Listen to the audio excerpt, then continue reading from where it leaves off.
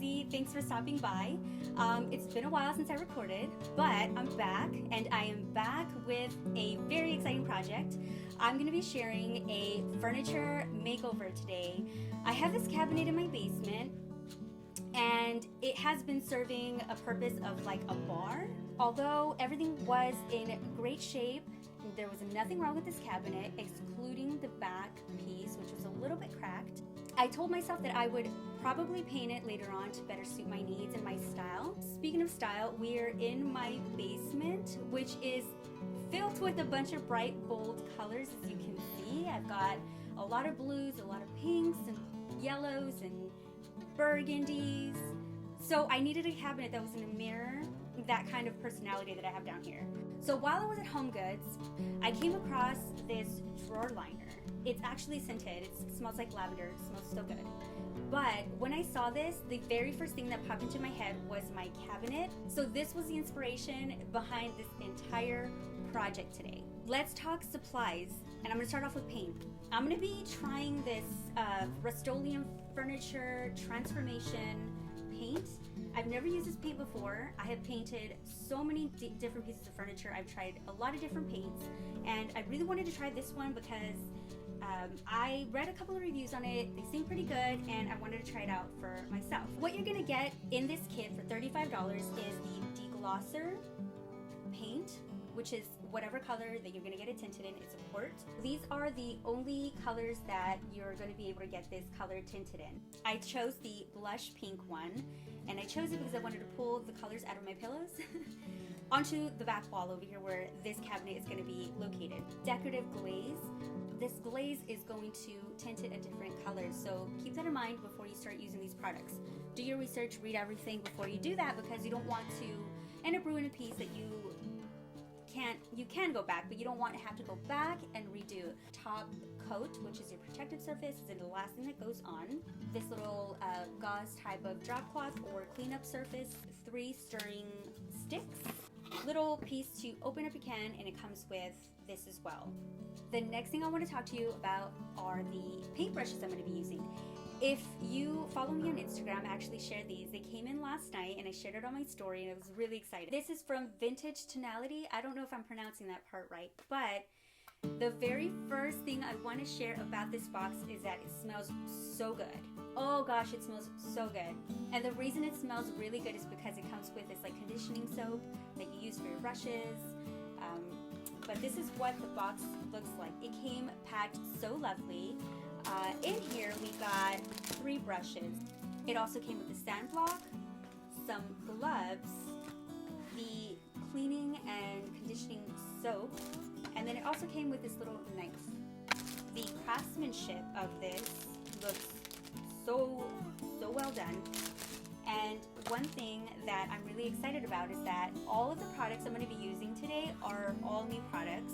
Alright, so the last bit of supplies I'm going to show y'all is the most beautiful thing that I've ever purchased on Amazon. And they are these beautiful, ornate, wooden, Queen Anne-like type style legs that I will be putting on the cabinet. Aren't they beautiful? Oh, they're so gorgeous. I love them. I am gonna go ahead and get started here. The first thing I'm going to do is prep my cabinet and get it ready for some paint. Removing the hardware is extremely time consuming, especially when you have as much to remove as I did. But trust me, it is completely worth the time and the investment you're putting into it, because it's going to provide a much simpler process when you begin painting. I grabbed my handsaw to remove the panes of the doors because I wanted to give it a more streamlined and cleaner look. Now this part didn't take much time at all, but I will say that the child in me desperately wanted to judo chop that last pane on this door, but then the adult in me decided not to because I did not want to break the doors. Patience is virtue, I promise.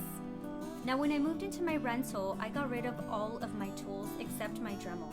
This is not a sponsored post, but I really love this tool because it's so multi-purpose. I'm using the wood and metal blade to cut off the legs of this cabinet.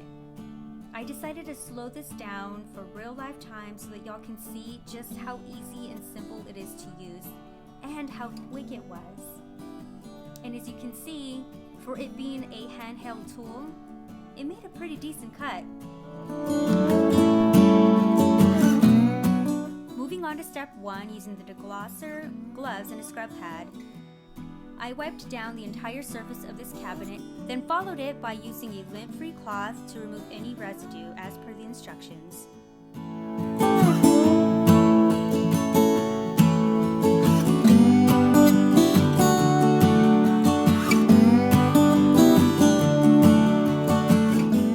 That needed an hour to dry, so I moved on to sanding the cabinet doors. I want to highlight that it's extremely important to sand down to a smooth surface before you start filling the holes.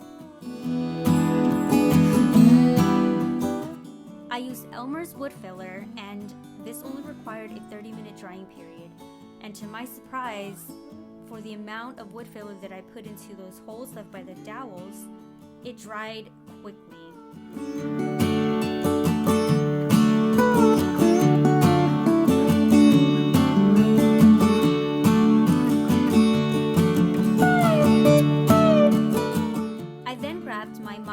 And a foam brush, and moved on to adhering this project paper that I picked up at Hobby Lobby onto my broken panel. It's not the best, but it was definitely the best option for the time allotted, as opposed to going out and purchasing a panel, so I stuck with this idea and I'm glad that I did.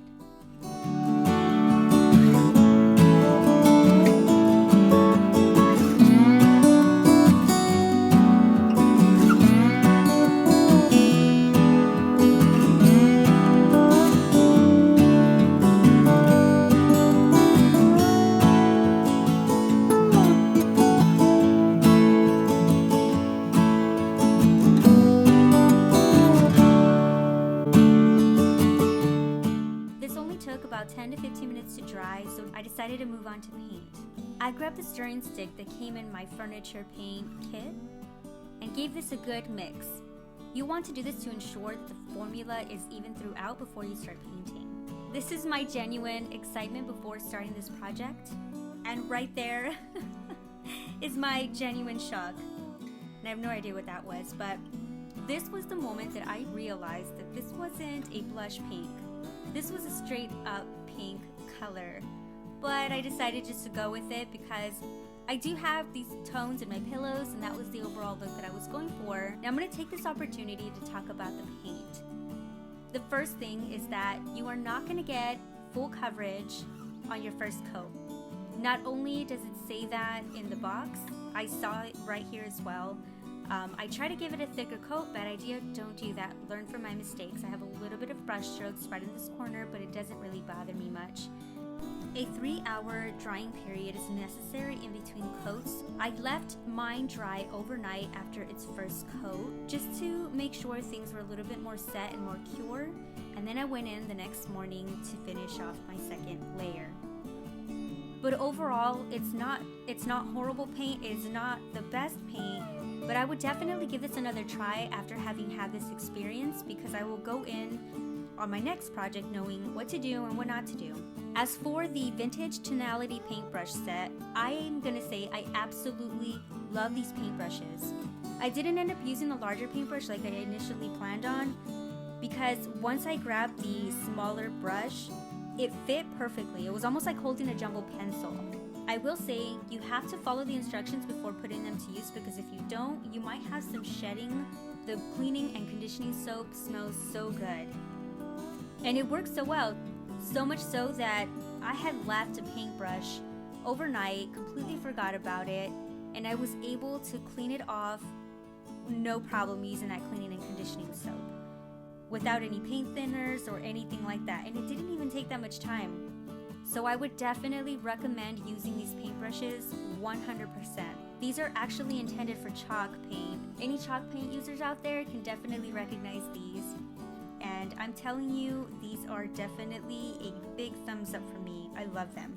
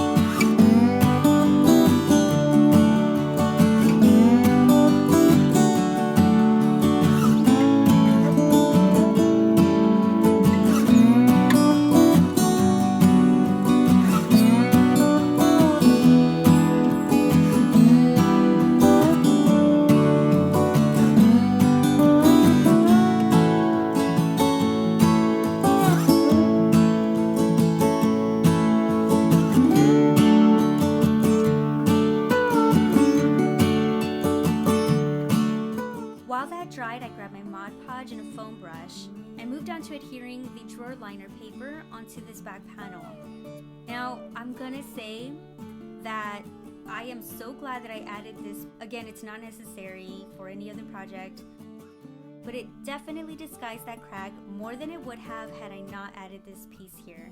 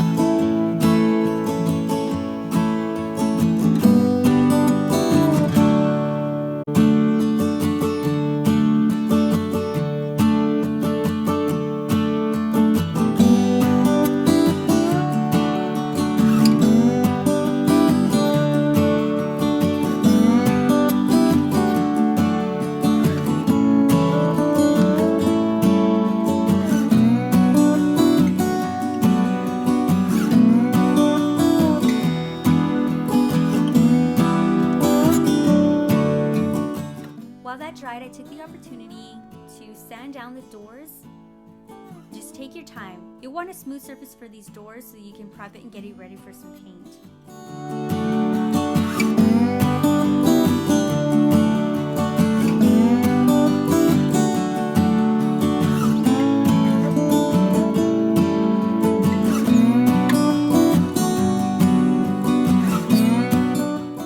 I decided to skip step 3 with the decorative glaze and move on to step 4's protective top coat.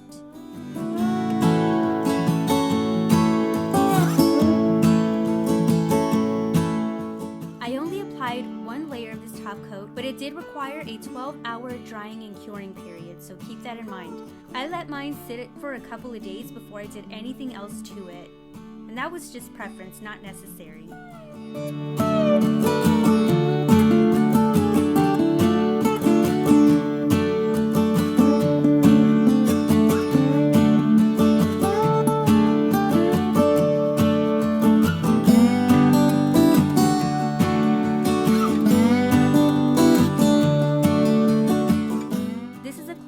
Of the furniture legs painted with the top coat. I absolutely love these. I'm gonna link them in the description below just in case y'all are interested.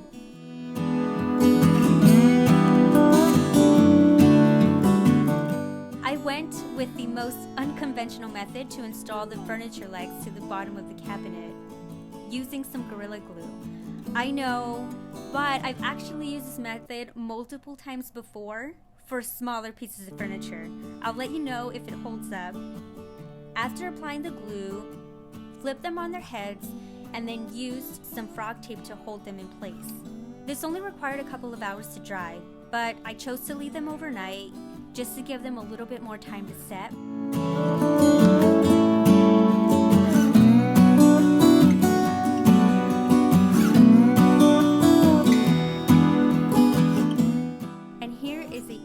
Look at what this cabinet looked like before, and here's the after. I absolutely love it, and just to be clear with y'all, this took me about a week to complete. Between work and my children, the best time to work on this was on the weekend and after work, and when they were asleep. So I'm just gonna say all the time, all the effort, all the patience I put into this, everything I invested was completely worth it for the after. Now the last thing to do is to style.